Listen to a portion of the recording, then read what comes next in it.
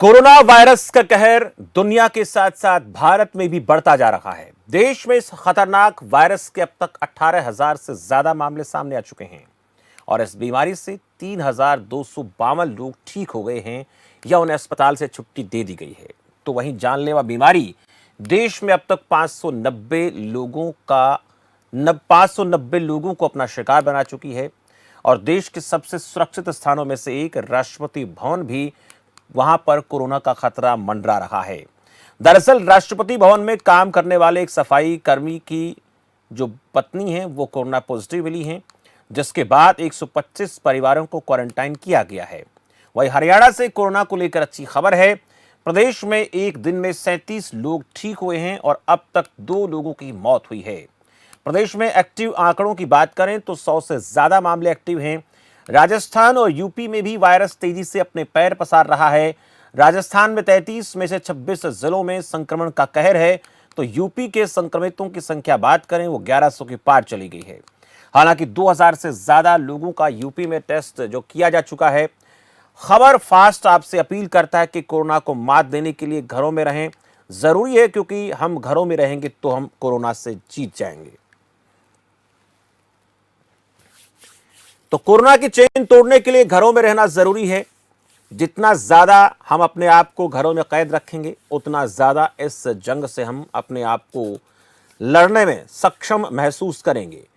जहां जहां पर भी इस प्रकार के मामले बढ़ रहे हैं, उसके पीछे वजह यह सामने आ रही है कि लोग इस दौरान घरों में नहीं रह रहे हैं, लॉकडाउन का प्रॉपर तरीके से पालन नहीं कर रहे हैं। जिन इलाकों को रेड जोन घोषित किया गया है, वहां से भी अभी बहुत ज्यादा बेहतर खबरें सामने नहीं आ रही हैं। हालांकि कुछ जिलों की बात करें तो वहां जरूर सकारात्मक परिणाम सामने आए हैं। कुछ जगहों से कोरोना संक्रमण के मरीज पिछले काफी घंटों से सामने नहीं आए हैं। वहां पर यह भी है कि कुछ जगहों पर कोरोना का एक भी पॉजिटिव केस नहीं है। गोवा की जहां तक बात है तो वहां पर पूरी तरीके से कोरोना संक्रमण गोवा हो चुका है, मुक्त हो चुका है। लेकिन सबसे जरूरी और अहम यह है कि हम कोरोना को लेकर कितने मुस्तैद हैं। यह ऐसा वायरस है जिसमें हम सोशल डिस्टेंसिंग का पालन करेंगे, डॉक्टर्स की हिदायतों का पालन करेंगे और जो भी नियम बनाए गए हैं उन नियमों के तहत अपने आप को रखेंगे तो ज्यादा सुरक्षित रह पाएंगे। महामारी का प्रहार, संक्रमित 18,000 के पार। हम हिंदुस्तान की बात कर रहे हैं। दुनिया भर के तमाम देशों में लगभग ये कोरोना संक्रमण अपने पैर पसार चुका है, लेकिन अहम यह है कि हम इसको लेकर कितने मुस्तैदी के साथ काम कर रहे हैं। हमारे पास सुविधाओं की जहां तक बात आती है तो उन देशों के मुकाबले उतनी ज्यादा बेहतर सुविधाएं नहीं हैं। जो यूरोपियन कंट्रीज हैं, जो कि पूरी तरह से विकसित देश हैं, उनके मुकाबले हम बहुत बेहतर स्थिति में नहीं हैं। इसलिए हमें सभी जरूरी दिशा निर्देशों का पालन करना होगा और जो हमें कहा जाएगा उसके हिसाब से हमें अपने घरों में रहना होगा। सावधानी बहुत जरूरी है। घर से बाहर आप निकलते हैं किसी जरूरी काम के लिए तो बहुत ज्यादा एहतियात के चलते बहुत ज्यादा एहतियात आप बरतें और इसके साथ साथ अपने घरों में भी अगर आप रहते हैं, आप कहीं बाहर काम करते हैं तो भी अपने आप को पूरी तरह से सैनिटाइज करने के बाद आप अपने घर में घुसें। परिवार वालों से दूरी बनाकर रखें, क्योंकि इस वायरस के बारे में ये बात भी लगातार सामने आ रही है कि काफी समय तक तो इस वायरस का पता ही नहीं चलता। यह साइलेंट जिस तरह से आगे बढ़ता है, एक व्यक्ति से दूसरे व्यक्ति में फैलता चला जाता है और जब परिणाम सामने आते हैं तब तक बहुत देर हो चुकी होती है। उससे हम खुद तो संक्रमित होते ही हैं, अपने परिवार को भी संक्रमित कर देते हैं। ज्यादा मामलों की जहां तक बात है तो पुलिसकर्मी भी इसका शिकार हो रहे हैं। इसके साथ साथ जो डॉक्टर हैं वो भी संक्रमण का शिकार हो रहे हैं। तो इन तमाम बातें इनको लेकर चर्चा करेंगे। नमस्कार, मैं शमशेर सिंह और हम शुरुआत करते हैं हमारे खास इस कार्यक्रम की। जीत जाएंगे हम, जीतेंगे कैसे, उसको लेकर हमें क्या सावधानियां बरतनी है और तैयारियां कैसी चल रही है ग्राउंड पर, हम हमारे संवाददाताओं से लगातार हम आपके साथ बने हुए हैं, लगातार चर्चा कर रहे हैं। अजय अत्री के पास चलते हैं, रेवाड़ी से हमारे साथ जुड़ चुके हैं। अजय अत्री, कोरोना संक्रमण को लेकर कोशिशें लगातार जारी हैं, प्रशासन पूरी मुस्तैदी के साथ काम कर रहा है। रेवाड़ी को लेकर यह कहा जा रहा था कि वो कोरोना से अछूता है, लेकिन जैसे ही खबर हम सुबह पढ़ रहे थे तो उससे कहीं ना कहीं अंदेशा है कि रेवाड़ी भी इस संक्रमण के जद में आ चुका है। लेकिन जरूरी है कि अभी तक रिपोर्ट आना, लेकिन उसके अलावा जो एहतियात की बात करें तो रेवाड़ी में कैसे आपको नजर आ रही हैं अजय अत्री?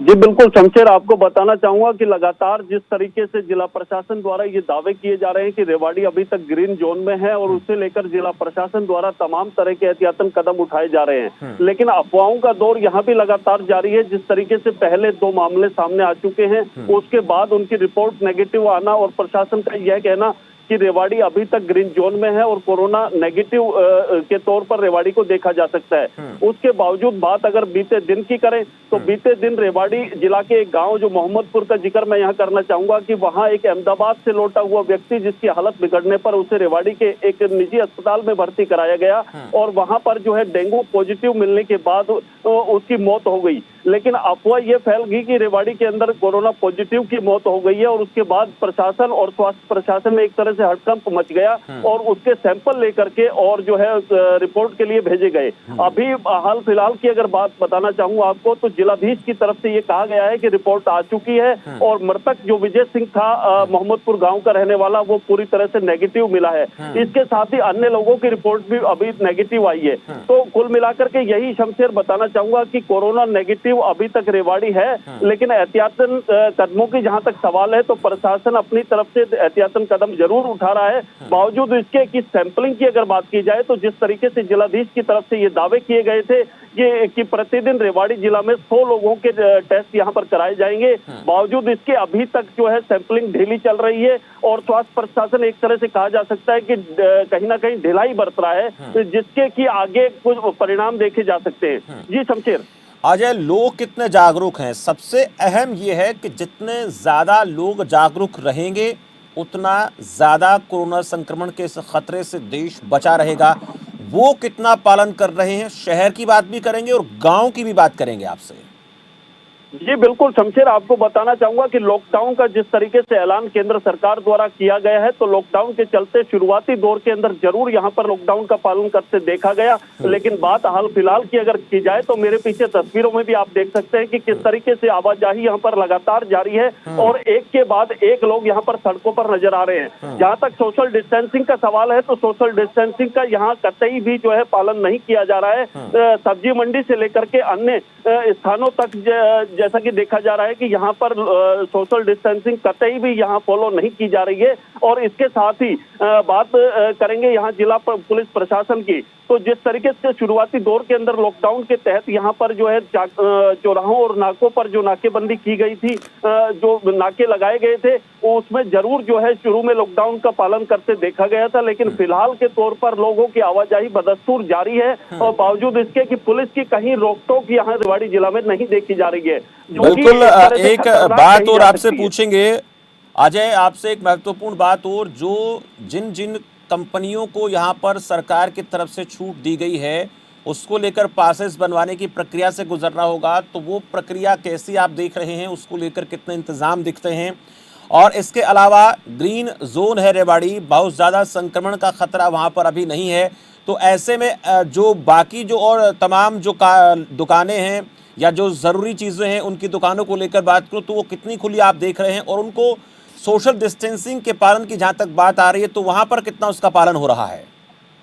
जी शमशेर, यहाँ बताने वाली बात है कि जिस तरीके से जिला प्रशासन की ओर से यहाँ प्रदेश सरकार के निर्देश पर आवश्यक वस्तुओं के लिए यहाँ दुकानें खोलने के निर्देश दिए गए थे, तो जरूर आवश्यक वस्तुओं की दुकानें यहाँ पर खुली हैं। इसके साथ ही खाद्य बीज की दुकानें यहाँ पर खुली हैं और जो फर्टिलाइजर्स की दुकानें यहाँ पर खुली हैं, तो एक तरह से आवश्यक वस्तुओं को जरूर यहाँ पर खोल दिया गया है। और 20 अप्रैल को जो जिस तरीके की बातें सामने आ रही थी कि कुछ चीजों में छूट मिलेगी, तो जहां तक निजी कंपनियों का सवाल है, जो भी आपने सवाल किया कि निजी कंपनियों में जो प्रक्रिया है उससे होकर गुजरना पड़ेगा, तो निजी कंपनियों में जो आवश्यक तौर पर जिन वस्तुओं की प्रोडक्शन का सवाल है तो उन कंपनियों को जरूर यहाँ पर खोला जा रहा है और जो प्रक्रिया है उसको भी पूरी तरह से अमल में लाया जा रहा है। लेकिन बावजूद इसके कि लोगों की आवाजाही और सोशल डिस्टेंसिंग का यहाँ कतई भी पालन नहीं करते देखा जा रहा, जो कि एक तरह से गलत कहा जा सकता है और कहीं ना कहीं संक्रमण जो कोरोना का फैल रहा है उसको कहीं ना कहीं बढ़ावा की बात यहाँ पर की जा सकती है। जी समझे।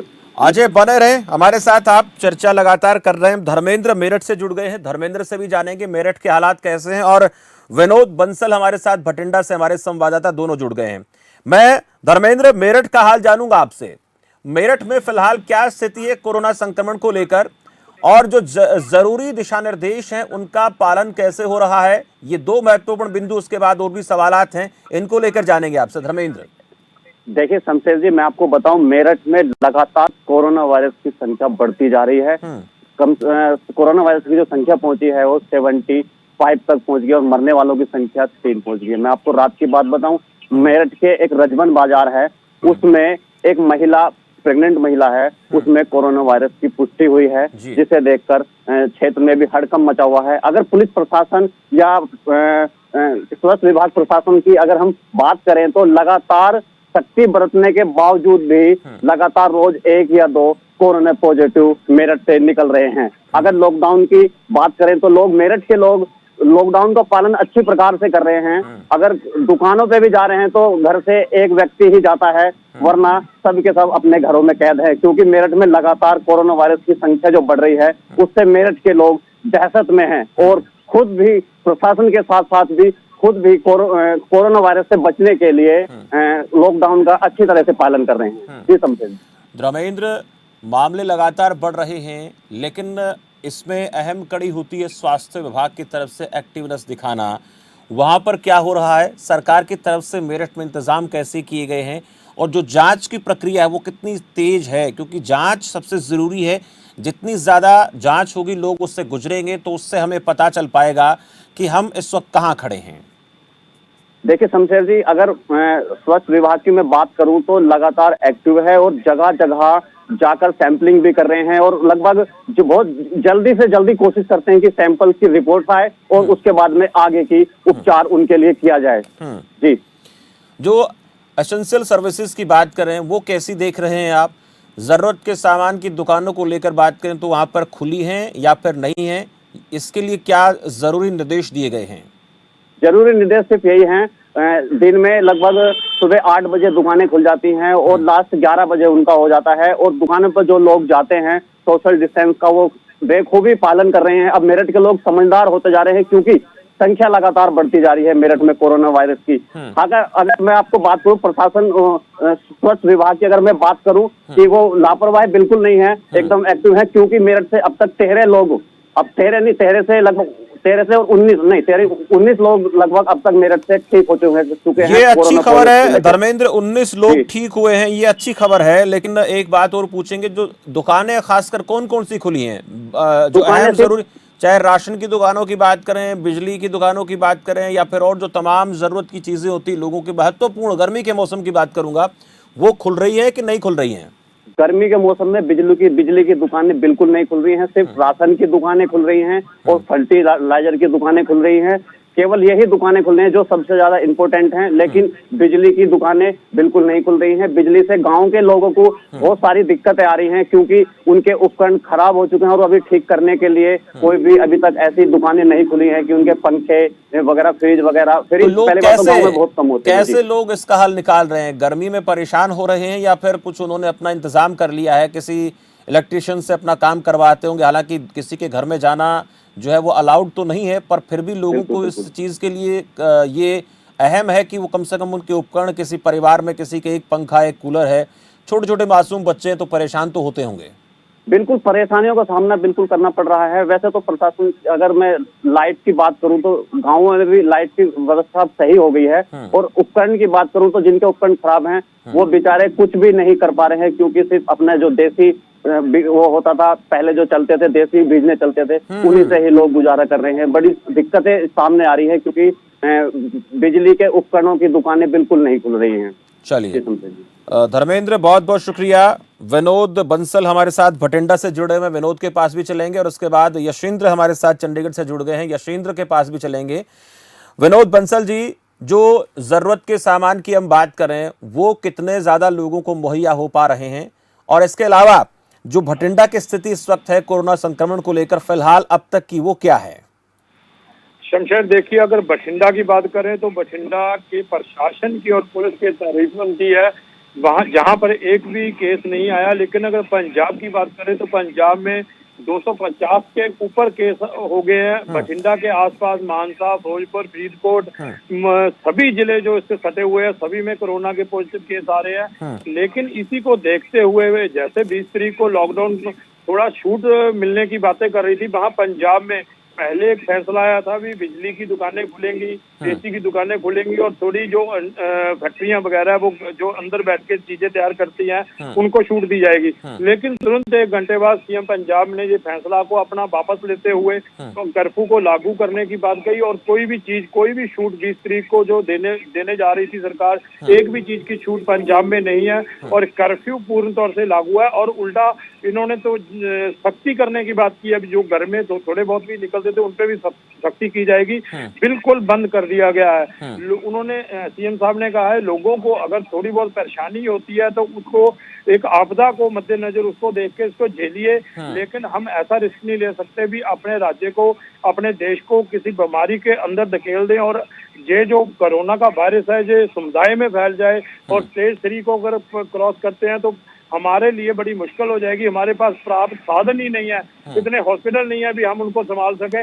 इसलिए पूर्ण तौर से इनको बंद कर दिया गया है। कोई भी चीज के लिए छूट नहीं है, सिर्फ दाल सब्जी या जरूरी दवाएं जो घर तक पहुंचाई जा रही हैं। बठिंडा में एक रोल मॉडल अपनाया गया है, वो व्हाट्सएप नंबर जहाँ कॉल नंबर दूसरे दी गया, व्हाट्सएप की पर्ची व्हाट्सएप पे कर दी जाती है, सोशल मीडिया के सहारा लिया जा रहा है और SMS कर दिया जा रहा है। उसके जरा पुलिस के लोग जहाँ जो कोरोना वायरस इसमें लगे हुए हैं, सोशल वर्कर लगे हैं, वो उनके घर तक पहुंचा रहे हैं, खाने की चीजें पहुंचा रहे हैं। और जो चीज सेल करने ग्रोसरी वगैरह वो भी गलियों में, मोहल्लों में दुकानें आ रही हैं, गाड़ियों में आ रही हैं और वहाँ पे उन पे लाउड स्पीकर लगा हुआ है। वो लाउड स्पीकर में बोल देते हैं भी सोशल डिस्टेंस को मेंटेन करते हुए एक एक करके गली में से दूध, दही, मक्खन जो भी जरूरी चीजें हैं उनको दिया जा रहा है। जो जरूरत के सामान की बात अगर हम करें तो लोगों को भरपूर मिल रहा है क्या, भरपेट मिल पाता है क्या, गरीब लोगों को, आम लोगों को उनकी पहुंच में है ये? शमशेर देखिए, जहां तक अगर सोशल लाइज का हमारी जो संस्थाएं हैं उनको अगर हमें सैल्यूट करते हैं भी, उन्होंने कोई कमी नहीं छोड़ रखी। लेकिन शमशेर सबसे बड़ी प्रॉब्लम क्या है, तो जो खाने की चीजें या वस्तुएं जो मजदूर लोग या गरीब लोग, वैसे बहुत कम लोग ऐसे हैं लेकिन फिर भी नकारा नहीं जा सकता भी ऐसे लोग नहीं है जिनके पास आज के टाइम में मोबाइल नहीं है, या मोबाइल का चार्ज खत्म हो गया है, या लाइट के कारण उसको चार्जर ही नहीं हो रहा, बैटरियां खत्म हो गई है, तो वो उसका अप्रोच नहीं कर पा रहे। एक आपने बिजली की बात की, अप्रोच नहीं हो पा रहा, लाइट की बात की, अब तो उद्योग भी बंद पड़े हैं जहां बहुत ज्यादा लाइट की जरूरत पड़ती है, तो क्या अब लोगों के घरों में अब तो बिजली की सप्लाई हो जानी चाहिए 24 घंटे? नहीं, बिजली शमशेर 24 घंटे है कारण उसके जैसे चार्जर खत्म हो गया, किसी का चार्जर खराब हो गया, हाँ, ये बात गरीब लोग हैं, हाँ। तो किसी का मोबाइल खराब हो गया तो वो घर में लॉक्ड है, तो वो अपना संदेश ही नहीं दे पाता भी मैं भूखा हूँ। ऐसी स्थिति भी आ रही है। 1-2% लोग ऐसे भी है, उनकी हालत ज्यादा खराब है। दूसरा, बहुत सारे लोग ऐसे हैं जिसकी मेडिसिन लगातार चलती है लेकिन उसके पास पैसा नहीं है, वो मजदूरी करके अपना रोजमर्रा की मेडिसिन वगैरह ले रहे थे। उन लोगों के लिए मुश्किलें खड़ी है। देखिए शमशेर, मुश्किलें तो हैं, बहुत सारी मुश्किलें हैं इस लॉकडाउन में। मुश्किलें ऐसा नहीं है, मुश्किलें अगर थोड़ी बहुत सर्विसेज चल रही है उसे राहत थोड़ा सा, सबसे अहम तो यही है कि विनोद बंसल, सबसे अहम तो ये है कि लोगों को खाना मिल जाए प्रॉपर तरीके से, भरपेट, वो महत्वपूर्ण। वो अगर मिलता रहे तो फिर लोग किसी न किसी तरीके से ये जो समस्या है, ये जो दौर आया है संकट का, इसको झेल पाएंगे। शमशेर जी, आप देखिए, अब जो भरपेट खाना की बात है, देखो अगर कोई बांटने भी जाता है तो हम उसको ये नहीं कह सकते वो भरपेट खा पाता कि नहीं खा पाता। अभी तो ये है सिर्फ गुजारे लायक। उनको यही बोला गया है भी आप अगर 2 जने का खाना खाओगे तो आप वही खाना 2 लोगों को और मिलेगा। इसलिए सिर्फ गुजारा कीजिए, मुश्किल की घड़ी में मुश्किल में करिए। अगर आप दिन में 4 चपाती खाते हो तो 2 से गुजारा कीजिए। और बच्चों की प्रॉब्लम आ रही है, इस आपदा की स्थिति में लोग मुश्किल में हैं, बहुत मुश्किल में है, लेकिन कैसे ना कैसे करके लोगों का जज्बा है, लोगों में मन में ये भी है भी हमने इस बीमारी से लड़ना, अपने देश को निकालना। इस जज्बे को लेकर पीएम तभी हम कह रहे हैं कि ये जज्बा बरकरार रहे विनोद बंसल और हम जीत जाएंगे। बहुत बहुत शुक्रिया विनोद इस तमाम जानकारी के लिए। यशिंद्र के पास चलेंगे लेकिन उससे पहले आखिरी सवाल एक बार मैं रेवाड़ी से अजय अत्री से ले लेता हूं, जो काफी समय से जुड़े हैं, उनका धन्यवाद करना चाहूंगा। अजय अत्री, सुन रहे मुझे आप? जी सबसे। अजय अत्री, देखिए, जो खाने पीने को लेकर बात मैं कर रहा था विनोद बंसल जी से, तो खाने पीने को लेकर क्या है, कोई दिक्कतें आ रही है लोगों को या फिर लोगों को मिल रहा है खाना पेट भरने लायक? देखिए शमशेर, लॉकडाउन के दौर की अगर बात की जाए तो यहाँ शुरुआती दौर के अंदर करीब 3 दर्जन सामाजिक संस्थाएं जिला प्रशासन के साथ कंधे से कंधा मिलाकर के काम कर रही थी। अब इतना जरूर है कि पिछले एक सप्ताह के अंदर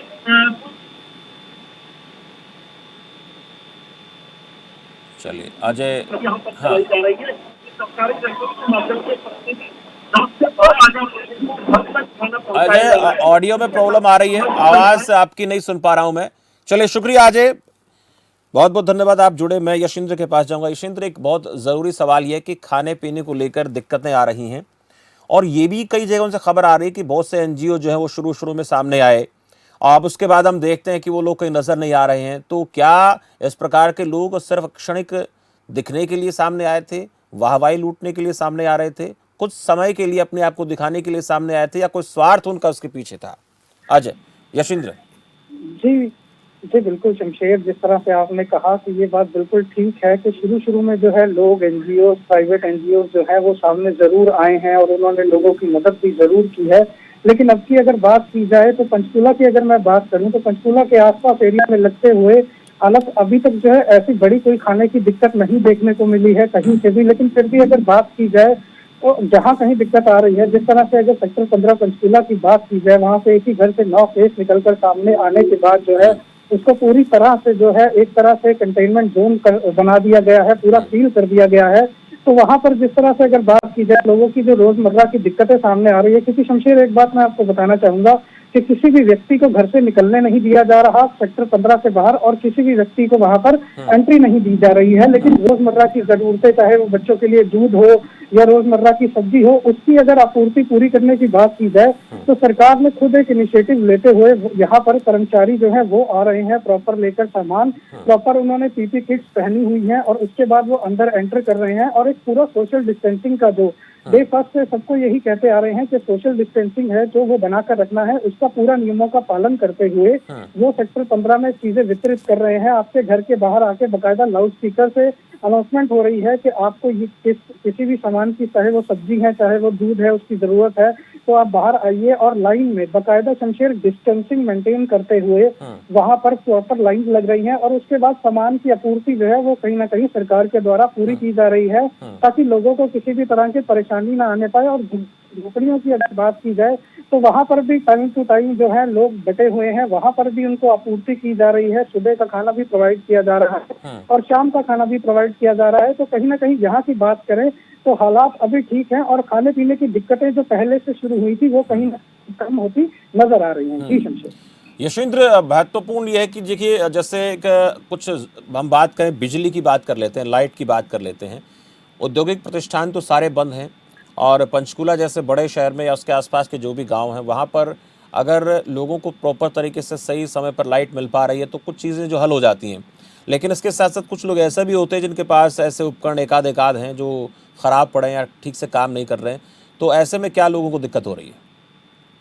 जी बिल्कुल, देखिए शमशेर, दिक्कत तो कहीं ना कहीं हो रही है क्योंकि जो इलेक्ट्रिक इक्विपमेंट्स हैं वो इलेक्ट्रीशियन के बिना नहीं ठीक होंगे और अगर आपने कोई नया लेना है तो दुकानें जो है वो खुलने के बाद ही आप ले पाएंगे। लेकिन शमशेर, हमें एक चीज जरूर ये समझनी होगी कि हमारी जान से ज्यादा इलेक्ट्रिक इक्विपमेंट हमारे लिए नहीं है।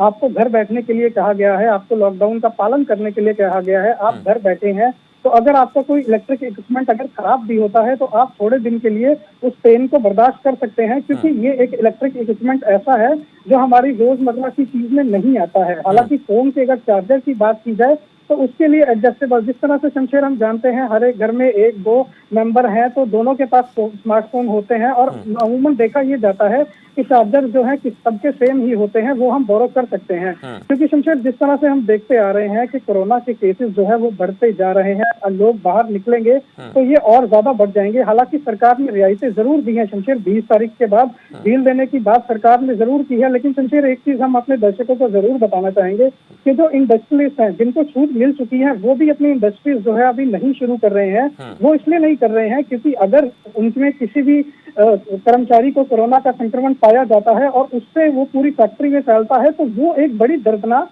उससे एक आपदा बन जाएगी। तो यानी ये कह सकते हैं कि सरकार की तरफ से जरूर उनको अपने कुछ मापदंडों का पालन करते हुए फैक्ट्री चलाने के निर्देश दे दिए गए हैं, लेकिन उनमें इस बात का डर है कि अगर कुछ भी चूक, छोटी सी चूक, हालांकि वो लोग पालन करने की कोशिश करेंगे, लेकिन अगर थोड़ी सी चूक रहती है तो बड़ी घातक हो सकती है। जी बिल्कुल शमशेर, देखिए इस टाइम पे हमारा एक गलत कदम भी पूरे इस लॉकडाउन के प्रोसीजर को, पूरे जो लोग इतने पालन कर रहे हैं उसको सारा का सारा तहस नहस कर सकता है। और शमशेर, एक चीज ये भी देखने वाली होगी कि बाहर वालों के लिए नहीं, अगर आप कहीं बाहर जाते हैं और आपको कोरोना संक्रमण होता है तो आप उसके बाद जब घर आते हैं तो आपके लव वंस यानी कि जो आपके अपने हैं उनमें भी ये खतरा फैलने का डर होता है। एग्जाम्पल शमशेर हमारे सामने है, एक महिला की वजह से पूरे सेक्टर 15 के एक पूरे घर में 9 लोगों को कोरोना का संक्रमण हो गया है। तो इस तरह की चीजें देखते हुए कहीं ना कहीं हमें इन सब छोटी प्रॉब्लम्स को अभी दरकिनार करते हुए जिस तरह हम स्थिति से लड़ रहे हैं, एडजस्ट कर रहे हैं, हमें उस तरह से करना होगा। वरना अगर हम इन सब चीजों को लेकर के पैनिक करेंगे या हम इन सब चीजों को लेकर के कंप्लेंट करेंगे तो कहीं ना कहीं शमशेर हमारे लिए आने वाला समय जो है वो बहुत ही दर्दनाक बन जाएगा। जी यशेंद्र, बने रहे, आपसे एक सवाल करूंगा, तब तक मैं फहीम खान के पास चला जाता हूं रामपुर से, लेकिन जब लौटूंगा तो आपसे सवाल कि जो पुलिसकर्मी है 24 घंटे ड्यूटी दे रहे हैं, डॉक्टर्स जो 24 घंटे ड्यूटी दे रहे हैं, ऐसे तनावपूर्ण माहौल में ऐसी खबरें भी सामने आ रही हैं जिसके चलते पारिवारिक जो झगड़े हैं वो बढ़ रहे हैं, और कुछ मामले ऐसे आए भी हैं जिसमें पुलिसकर्मियों की तरफ से तो परिवार के किसी सदस्य की हत्या की गई, खुद उन्होंने सुसाइड कर लिया।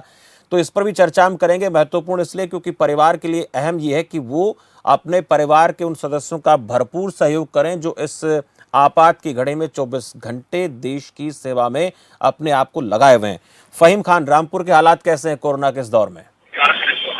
देखिए शमशेर, अगर रामपुर की बात करें तो यहाँ पे जो हालात हैं वो धीरे धीरे बिगड़ रहे हैं। हालांकि प्रशासन पूरी तरह से संभालने की कोशिश कर रहा है। कोरोना के जो मामले हैं वो शमशेर बढ़ रहे हैं, तो उनके बढ़ने से जो है समस्याएं भी बढ़ रही हैं। लोगों के मन में भी ये भय है कि कहीं ये और ज्यादा उग्र रूप ना ले ले। प्रशासन अपनी तरफ से पूरी सख्ती बरत रहा है। लगातार जो नए मामले आए हैं उन एरियो को हॉट स्पॉट घोषित करने के बाद में उनको सील कर दिया गया है। जिलाधिकारी आंजनेय कुमार सिंह और पूरा प्रशासनिक अमला रात और दिन लगा हुआ है इस स्थिति को संभालने के लिए। आजम खां की जो जौहर यूनिवर्सिटी है उसके अंदर एक सेंटर बनाया गया है, पूरी तरह से 100 बेड का एक सेंटर है जिसमें कोरोना पॉजिटिव जो भी लोग हैं जो आइसोलेशन वार्ड में भर्ती किए गए थे उनको भी जिला अस्पताल से और टांडा के अस्पताल से लेके वहां भर्ती किया गया है और वहां उनका इलाज चल रहा है। बड़ी सुरक्षा व्यवस्था के साथ और बड़ी सावधानी के साथ पूरे जिले में सतर्कता बरती जा रही है। हर चौराहे पे अधिकारी खड़े हैं, चाहे वो तहसीलें हो, शाबाद हो, मिलक हो, बिलासपुर हो, सुआर हो, टांडा हो, सब में उप जिलाधिकारी और डीएसपी, सीओ उनके साथ में खड़े हैं और लोगों के आने जाने को बिल्कुल पूरी तरह से रोक रहे हैं। जिलाधिकारी ने खुद हॉट स्पॉट एरिया का जो निरीक्षण किया तो वहां लोगों को निकलते देखा, वहां भी 2-2 हजार रुपए का जुर्माना उन लोगों के ऊपर लगाया। तो इस तरह से अगर शमशेर देखेंगे तो प्रशासन अपनी तरफ से पूरी कोशिश कर रहा है, लेकिन जिस तरह से देश में आंकड़े बढ़ रहे हैं ये अपने आप में बहुत ही तकलीफ। रामपुर की स्थिति की बात हम कर लेते हैं। रामपुर में अब तक लगभग कितने मामले सामने आ चुके हैं और जो ठीक होने वालों की तादाद है, जो औसत है, वो किस प्रकार की है? देखिए अगर रामपुर के आंकड़ों की बात करें हम तो एक्टिव केस 15 यहाँ पे हैं और 15 के बाद में जो 4 निगेटिव आए हैं उनकी 2 बार रिपोर्ट जो है निगेटिव आई है, लेकिन उनको अभी निगेटिव नहीं गिना जाएगा, पॉजिटिव 15 ही गिने जाएंगे। लेकिन फिलहाल जो पॉजिटिव है यहाँ पे वो 11 लोग हैं, जिसमें अभी एक नया केस सामने आया है कल जो यहाँ रामपुर का है। बाकी जितने लोग भी हैं वो या तो अमरोहा के हैं या बिहार के हैं या फिर उत्तराखंड के हैं। रामपुर के 2 लोग आए थे पॉजिटिव, शमशेर सिंह, जिसमें एक निगेटिव आ चुका है और एक अभी एक्टिव कल हुआ है। तो इस तरह से अगर रामपुर की स्थिति को आप देखना चाहें तो यहाँ पे सिर्फ जो है मात्र 15 ही अभी केस हैं। हालांकि रामपुर को कौन से जोन में रखा गया है? देखिए फिलहाल ये संवेदनशील जोन में ही है, ग्रीन जोन में ये था, लेकिन जैसे ही जमातियों की रिपोर्ट पॉजिटिव आई है शमशेर, उसके बाद में इसको जो है उसी जोन में, रेड जोन में डाल दिया गया है। और जो जिले जो ज्यादा जो एक्टिव केस वाले जिले हैं, जो सीएम की तरफ से एडवाइजरी जारी हुई है, उसमें ये भी कहा गया है कि रामपुर मुरादाबाद जो है इससे वो असंतुष्ट है, यानी कि इसमें किसी भी तरह की छूट, जैसे कि कल 20 तारीख थी और कुछ जिलों को छूट देने की बात की जा रही थी, तो रामपुर के लोग भी उम्मीद लगाए बैठे थे, लेकिन किसी भी तरह की छूट यहाँ बिल्कुल नहीं दी गई है, बल्कि और सख्ती की गई है। सख्ती इसलिए की गई है कि लोगों की जिंदगी प्यारी है, प्रशासन अपनी जान और अपनी जिंदगी की परवाह रामपुर में नहीं कर रहा है। हम ये देख रहे हैं कि यहाँ पे प्रशासन से लेके स्वास्थ्य विभाग, पुलिस विभाग, सभी लोग अपनी जान जोखिम में डाल के लोगों को बचाने का पूरा प्रयास कर रहे हैं। उसकी वजह यह है कि लोगों की जिंदगी अहम है, क्योंकि इस वक्त ये महामारी इस तरह की है कि ये ना तो जात और ना धर्म, ना बिरादरी देखती है और ना ही इसमें ऊंचा नीचा है। तो इसलिए जो है प्रशासन इस कोशिश में है कि लोगों को ज्यादा से ज्यादा अवेयर करें, लोगों को ज्यादा से ज्यादा समझाएं और लोगों को घरों में रहने के लिए प्रेरित करें। और इसमें जो ज्यादा मैं ये कहूंगा कि बाजी मारी है हमारे जिलाधिकारी आंजनेय कुमार सिंह ने, क्योंकि वो ट्विटर, फेसबुक और सोशल मीडिया के जितने प्लेटफॉर्म है शमशेर सिंह, लगातार वो 2 बजे बिल्कुल, रात के अगर 3 बजे प्रशासनिक तक अधिकारी मुस्तैदी के साथ काम करेंगे तो हम लगातार एक ही बात हम कह रहे हैं कि जीत जाएंगे। मैं लौटूंगा फहीम खान आपके पास, जब लौटूंगा तो आपसे पूछूंगा कि लोगों को खाने पीने की व्यवस्था वहां पर कैसी आप देख पा रहे हैं। यशिंद्र से आखिरी सवाल कर लेता हूं। यशिंद्र, मैंने जाने से पहले एक सवाल आपसे किया था कि बहुत से ऐसे मामले भी सामने आ रहे हैं जहां पर तनाव भरी जिंदगी पुलिसकर्मी, डॉक्टर जी रहे हैं, परिवार की तरफ से भी कई बार ऐसे मामले सामने आते हैं कि वहां पर कई उस तनाव के चलते जो झगड़े बढ़ रहे हैं।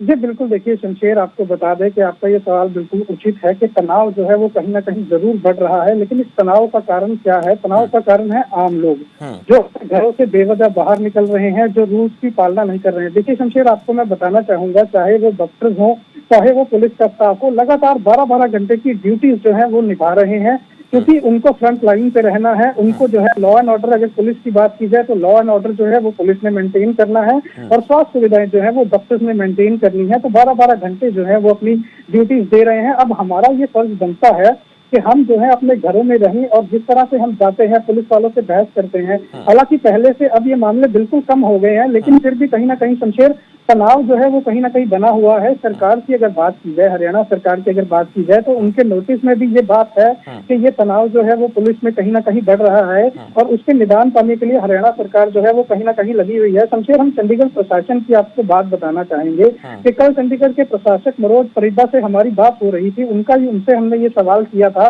कि चंडीगढ़ पुलिस के रिएक्शन किस तरह से है, अगर उनपे कोई मानसिक तनाव है या कि नहीं है। तो उनका साफ तौर पर ये कहना था कि चंडीगढ़ पुलिस जो है वो पूरी तरह से मुस्तैद है और किसी भी तरह का तनाव जो है वो चंडीगढ़ पुलिस पे नहीं है। प्रशासक खुद जो है वो पुलिस कर्मियों से बात कर रहे हैं। चंडीगढ़ के एसएसपी जो है वो खुद पुलिस कर्मियों से ज्यादा के स्पॉट पे, नाका से वहां खुद वो बात कर रहे हैं, और अगर कोई परेशानी है तो उससे हल निकालने की जो है वो कोशिश कर रहे हैं। शमशेर, एक मैं आपको एक अहम बात बताना चाहूंगा। पीयू पंजाब यूनिवर्सिटी की साइकोलॉजी टीम ने एक स्टडी की थी जिसमें इसी तनाव को लेकर किस तरह से लड़ना है, किस तरह से इससे जूझना है, उसको लेकर के एक प्रैक्टिस की गई थी, जिसमें लोगों से संपर्क साधा गया था टेली कॉलिंग के जरिए, और उनसे सुझाव लिए गए थे और उनसे ये भी पूछा गया था कि आपको किसी तरह का तनाव तो नहीं है या आपको किसी तरह की दिक्कतें तो नहीं आ रही हैं। आम लोगों का ये कहना था कि अभी तक उन्हें किसी प्रकार की दिक्कतें नहीं आ रही हैं और वो पूरी तरह से सहयोग कर रहे हैं, क्योंकि शमशेर, देखने वाली बात ये होगी कि बात आपकी जिंदगी की है। तो इसी तरह को लेकर के उन्होंने ये कहा था कि आम लोग जो है वो किसी तरह के, और साथ ही साथ उन्होंने सुझाव भी ये दिए थे कि अगर आपको किसी भी तरह का तनाव यहाँ पर देखने को मिलता है तो आप सबसे पहले मेडिटेशन करें और उसके बाद योगा की तरफ आप अपनी प्राथमिकताएं जो है वो ज्यादा दे दें, क्योंकि शमशेर काम भी करना है और साथ ही साथ अपनी सेहत का भी बहुत ख्याल जो है वो रखना होगा। तो इसको लेकर के योगा और मेडिटेशन की अगर प्रैक्टिस इसको जारी रखेंगे तो कहीं ना कहीं हमें इस तनाव से जरूर निजात मिलेगा। जी शमशेर, बिल्कुल, बहुत बहुत शुक्रिया यशिंद्र इस तमाम जानकारी के लिए। तो हम आपको बता दें कि पुलिस कर्मियों के पिछले कुछ रोज से ऐसे मामले सामने आए, या तो पुलिसकर्मी ने अपने परिवार के लोगों की हत्या कर दी या खुद उन्होंने सुसाइड कर लिया। ये जो स्थिति है ये इस वक्त वाकई में बहुत गंभीर है। ये तनाव ज़रूर लोगों के दिमाग में हावी रहता है, और ये तब बढ़ता है जब हम खुद पुलिस वालों का सहयोग नहीं करते हैं किसी न किसी बात को लेकर, और फिर वही परेशानी जब वो घर ले जाते हैं और परिवार के किसी सदस्य के साथ किसी बात को लेकर मनमुटाव हो जाता है। क्योंकि जितने तनाव में पुलिसकर्मी इस वक्त हैं, हालांकि अपनी तरफ से पूरी मुस्तैदी के साथ वो लोग काम कर रहे हैं, लेकिन 24 घंटे काम करने के बाद ये सब जानते हैं कि कभी कभी दिमाग जो है वो पूरी तरह से संतुलित नहीं रहता।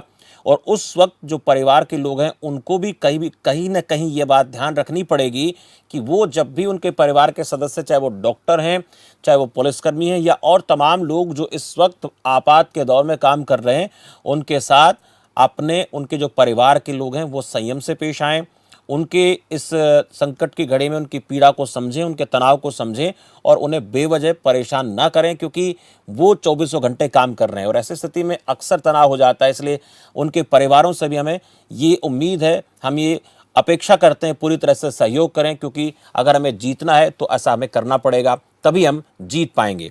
मैं संदीप अग्रवाल के पास जाऊंगा, जयपुर से हमारे संवाददाता हैं और फ़हीम खान रामपुर से भी जुड़े हुए हैं, इसके साथ साथ जतेंद्र सब्रवाल मोहाली से जुड़ गए हैं। फ़हीम, आपके पास आने से पहले संदीप अग्रवाल से पूछ लेता हूं। संदीप अग्रवाल, जयपुर में मामले सबसे पहले सामने आए, बहुत शुरुआत की अगर मैं बात करूं तो कुछ जगहों को लेकर जयपुर भी हॉटस्पॉट बना हुआ है, तो इस वक्त जयपुर की स्थिति कैसी है, स्वास्थ्य सेवाओं को लेकर हालात कैसे हैं और ठीक होने वालों का कुछ सकारात्मक पक्ष नजर आ रहा है क्या, कुछ सकारात्मक रिपोर्ट सामने आ रही है क्या? बिल्कुल संजय को बता दूं आपकी जानकारी के लिए, जिस प्रकार से राजस्थान का जो हॉटस्पॉट जयपुर बना हुआ है, वहां पर पूरी मुस्तैदी से स्वास्थ्य कर्मी, पुलिसकर्मी और यहाँ तक कि सरकार लगातार मॉनिटरिंग कर रही है। और जो आपने एक बात कही कि जो सकारात्मक पहलू है, जो ठीक होने वाले मरीजों का है, वो राजस्थान से शुरू हुआ है। और राजस्थान में लगभग जो एपी सेंटर बने हुए थे, कोटा, बूंदी और ये भीलवाड़ा, उनमें बिल्कुल पूरी तरह से पूर्णतः जो एपी सेंटर थे उनको हटा दिया गया है और उनको ग्रीन जोन में डाल दिया गया है, क्योंकि वहाँ पे जो मॉनिटरिंग की गई है स्थानीय प्रशासन द्वारा, मेडिकल द्वारा, वो लगातार एक ऐसी पहल रही है और उसमें जो भी पॉजिटिव थे, सारे नेगेटिव थे, सारे पॉजिटिव हो चुके हैं। और रही बात अगर हम बात करें राजस्थान की, आज जो पॉजिटिव थे वो नेगेटिव हो चुके हैं। जी जी हाँ, ठीक है जी। अगर आप बात करें हम राजस्थान के पूरी संपूर्ण राजस्थान आज तक के आंकड़ों की, 1628 नए केस सामने आ चुके हैं। टोटल जो राजस्थान प्रदेश में अभी तक पॉजिटिव केसों की संख्या है वो 1628 हो चुकी है। सबसे बड़ी बात यह है संजय कि 619 मामले अकेले जयपुर से आए हैं, जो एक बहुत बड़ा चिंता का विषय है, क्योंकि जयपुर राजस्थान की राजधानी है, यहीं से सारी मॉनिटरिंग होती है। सरकारें लगातार गंभीर है, मॉनिटरिंग की जा रही है, बावजूद इसके एक बहुत बड़ा चिंता का विषय है कि 619 मामले एक अकेले जयपुर से आए हैं समझे। हाँ, अच्छा, ये एक जो जहाँ पर स्थिति थोड़ी ज़्यादा गंभीर है वहाँ पर अहम सवाल होता है कि खाने पीने की जो साधन है, जो सामान है, वो सही तरीके से लोगों को उपलब्ध नहीं हो पाते हैं। तो कोई भूखा तो नहीं रहता, ऐसा तो नहीं है कि किसी प्रकार की लोगों को भूख की वजह से कोई परेशानी हो रही हो, या फिर और कोई ऐसा जो जिसके ऊपर काम करने की ज़रूरत है, प्रशासन को इस पर काम करने की ज़रूरत है? देखिए समझे, जिस प्रकार से एक कहावत है कि 100% तो लोग भगवान से खुश नहीं है, ऐसे में अगर सरकार की बात करें, खाने पीने की व्यवस्थाओं की बात करें, तो लगातार सामाजिक संस्थाएं, गैर सामाजिक संस्थाएं और सरकारी संस्थाएं लगातार अपने जो सेवाएं दे रही हैं, खाने पीने की वस्तु समय समय पर मुहैया कराई जा रही है। यहाँ तक कि जो पुलिसकर्मी है, नाकेबंदी कर रखी है, जो पुलिसकर्मी तैनात है, उनको भी समय समय पर खाने पीने की वस्तुएं, यहाँ तक कि ब्रेकफास्ट, लंच, डिनर तीनों दिए जा रहे हैं। चाय की व्यवस्था भी स्पेशल दी जा रही है। और रही बात रामगंज एरिया जो समुदाय विशेष का है, वहाँ पर जो खीर किया गया है, वहाँ तक के जो बाशिंदे हैं, जो गरीब परिवार से है, जो खाना बनाने में असमर्थ है या उनका राशन नहीं है, वहाँ पर लगातार प्रशासन द्वारा नाकों पर ही राशन मुहैया कराया जा रहा है। घर घर जाकर उनको राशन वितरित किया जा रहा है, बने बनाए खाने के पैकेट दिए जा रहे हैं, सूखा राशन भी वितरित किया जा रहा है समझे। एक छोटा सा सवाल और पूछूंगा, पुलिस प्रशासन अपनी मुस्तैदी से काम कर रहा है, स्वास्थ्य कर्मी मुस्तैदी से काम कर रहे हैं, कि ऐसी रिपोर्ट तो नहीं आ रही है कि उन लोगों को इस परेशानी के साथ साथ पारिवारिक या और कोई परेशानी झेलनी पड़ रही हो? क्योंकि बहुत सी रिपोर्ट ऐसी भी आ रही हैं कि उनके इस तनाव को परिवार के लोग या फिर और कुछ लोग बढ़ाने की कोशिश करते हैं, तो वो तो नहीं है कहीं ऐसा? देखिए समझे, जिस प्रकार से कोरोना महामारी को लेकर पुलिस प्रशासन की अगर बात करें, मुस्तैदी से तैयार है, काम नाकेबंदी कर रखी है और अपनी ड्यूटी निर्वहन कर रहे हैं। वहीं पे अगर बात करें घर परिवार की, तो ऐसे बाशिंदे भी हैं, ऐसे पुलिसकर्मी भी हैं जिनको घर में प्रॉब्लम है, बावजूद इसके कुछ पुलिसकर्मी ऐसे भी हैं जिन्होंने अपने जरूरी काम भी छोड़ रखे हैं ड्यूटी के लिए, क्योंकि उनका साफ साफ ये मानना है कि अगर हमारी ड्यूटी हम जिस प्रकार से वर्दी पहन रखी है, हम उसको बखूबी निभाएंगे। और जिस प्रकार से घर की बात करें तो घर में भी वो बहुत कम बात करते हैं, वीडियो कॉलिंग से उनकी बात होती है और ड्यूटी पे पूरा फोकस किया है। तनाव की बात है, तनाव भी है, लेकिन वो सामने खुलकर नहीं आ पाते समझे। चलिए, बहुत बहुत शुक्रिया संदीप अग्रवाल जयपुर से तमाम जानकारी देने के लिए। एकजुट रहना पड़ेगा, परिवार के लोगों को साथ आना पड़ेगा, और जो लोग इस आपात के दौर में अपने आप को 2400 घंटे लगाए हुए हैं, उनका सहयोग करना पड़ेगा, तभी तो हम जीत जाएंगे। आगे चलेंगे, फ़हीम खान से बात कर लेते हैं, रामपुर से हमारे संवाददाता हैं, और शिवानी लोहिया भी हमारे साथ गुरुग्राम से जुड़ गई हैं। लेकिन फ़हीम खान, आपसे आखिरी सवाल कि जो सहयोग की बात हो रही है, पुलिस प्रशासन के सहयोग की बात हम कर लेते हैं, परिवार का या और तमाम लोगों का, हम अक्सर उनके तनाव को बढ़ा देते हैं, उनसे लड़ाई झगड़ा कर लेते हैं या और कई बातें हो जाती हैं, तो उसको लेकर रामपुर में क्या स्थिति है? कहीं ऐसी नेगेटिव रिपोर्ट तो नहीं आ रही है कि उन्हीं को किसी प्रकार से प्रताड़ित किया जा रहा हो परिजनों की तरफ से या और अन्य प्रकार से अधिकारियों की तरफ से? देखिए, जहां तक प्रताड़ित करने की बात है तो कुछ चिटपुट मामले ऐसे आए हैं जहां रामपुर के अंदर कुछ झगड़े और आपस में तनाव के हैं। लेकिन अगर प्रशासन के सहयोग की बात करी जाए तो लोग सहयोग पूरी तरह से शमशेर कर भी रहे हैं। जो लोग नहीं कर रहे हैं वो सजा पा रहे हैं, उनके खिलाफ कानूनी कार्रवाई हो रही है। यहाँ पे लगभग 150 से ऊपर FIR दर्ज हो चुकी हैं और 1 करोड़ के लगभग जो सम्मान शुल्क वसूला जा चुका है। तो इस तरह से लोग जो नहीं मान रहे हैं उनके साथ भी ये हो रहा है। लोग जो घरों में हैं वो आपस में कहीं ना कहीं थोड़ी बहुत चीजें सामने आ रही हैं, बाकी लोग घरों में बिल्कुल शांति से हैं। और रहा सवाल दूसरा, आपका एक सवाल था इससे पहले कि यहाँ खाने पीने की परेशानी तो नहीं आ रही है। हाँ, देखिए शमशेर, ये बात मानना पड़ेगी, रामपुर एक गरीब जिला है और यहाँ उद्योग नहीं है। ये बहुत ही गरीब जिला है, रोजी रोटी कमाने के लिए लोग घरों से निकलते थे। लेकिन आज भी मुझे 2 लोग घर पे मेरे दरवाजे पे आके बात करने की कोशिश कर रहे थे कि भाई किस तरह से इंतजाम करें, अब मजदूरी नहीं हो रही कैसे। तो इस तरह से बहुत ऐसे लोग हैं जो शर्म की वजह से किसी से नहीं कह रहे। और मेरी जो जानकारी है उसमें 4-4 दिन से 3-3 दिन से भूखे बच्चे थे जिनको कुछ समाज सेवी हैं उन्होंने राशन पहुंचाया, खाने की सामान पहुंचाया।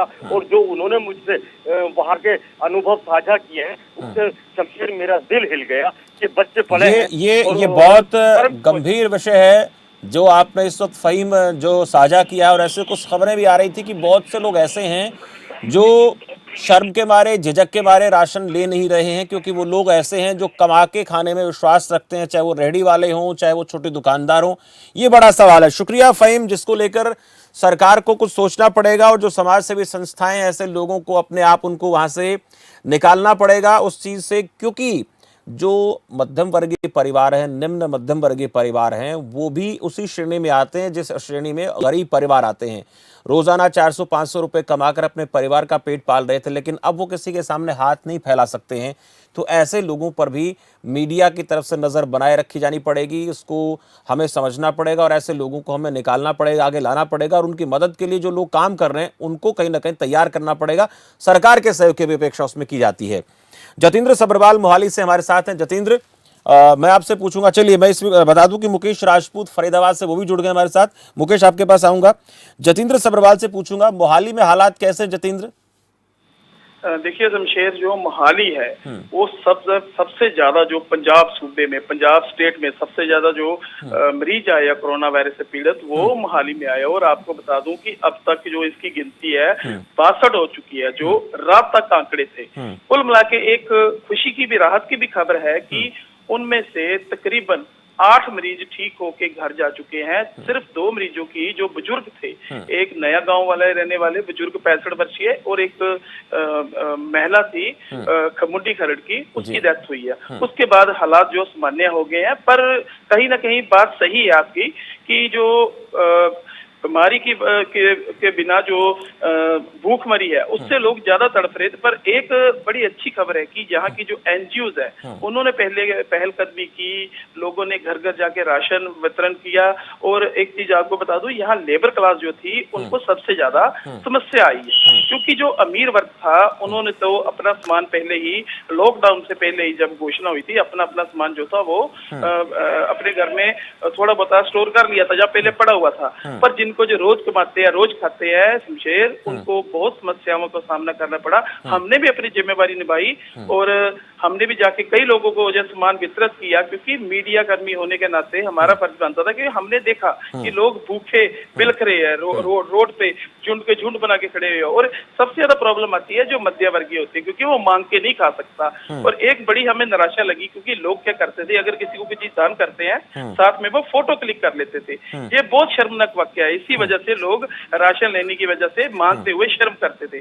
फिर कुछ इसकी निंदा भी हुई कि आप किसी को देते तो हो, पर उसकी जब आप पिक्चर क्लिक करके सोशल मीडिया पर डालते हो तो जब लोगों के पास पहुंचती है, उनका दिल को आहत पहुंचती है। फिर उसके बाद लोगों को समझ आई। ये जतेंद्र, बहुत अच्छी बात आपने कही कि आप अगर किसी की मदद कर रहे हैं, देखिए इसके ऊपर हम चर्चा लगातार कर रहे हैं कि अगर आप किसी की मदद कर रहे हैं तो ऐसी मदद की फोटो खींचकर आप अपलोड ना करें।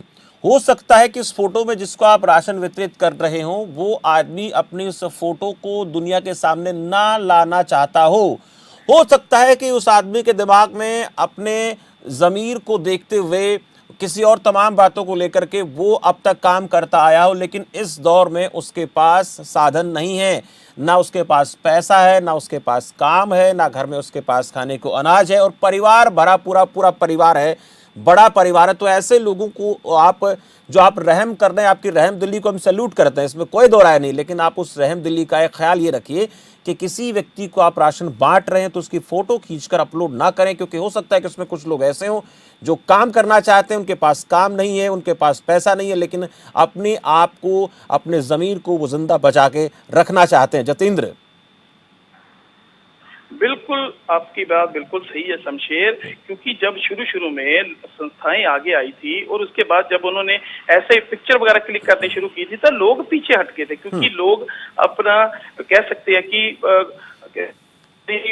इज्जत को कायम रखना चाहते हैं कि कहीं ना कहीं ये मैसेज उनको ये फील हुआ था कि वो जैसे उनको कोई भीख दी जा रही है, क्योंकि ये समय है सहायता करने की। हम मनुष्य हैं, मनुष्य का एक स्वभाव होता है एक दूसरे की हेल्प करना, क्योंकि ये महामारी है जो अभी आई है 102 साल के बाद आई है, ये इसको साथ लड़ने की जरूरत है, एक दूसरे की हेल्प करने की जरूरत है। और एक चीज मैं शमशेर आपको बड़ी बात बताऊं, क्योंकि यहाँ की जो स्वास्थ्य विभाग की टीमें हैं और पुलिस विभाग है, उनका बहुत अच्छा अहम रोल प्ले हो रहा है। और हमने देखा है कि जो पुलिस है, जिसकी बार बार हम लोग आलोचना करते थे, आज वही पुलिस फरिश्ता बन के पहुंची हुई है। मोहाली में जितना भी राशन वितरण हो रहा है वो पुलिस विभाग के कर्मचारी ही कर रहे हैं। जिनके पहले हॉस्टल में पिस्टल होता था, अब उनके हाथों में सैनिटाइजर है और गाड़ियों में राशन है और घर घर जाके यहाँ तक कि मास्क बनाने का काम भी पुलिस कर रही है। जतेंद्र, बहुत बहुत शुक्रिया जतेंद्र, मोहाली से ताजा अपडेट हमें देने के लिए।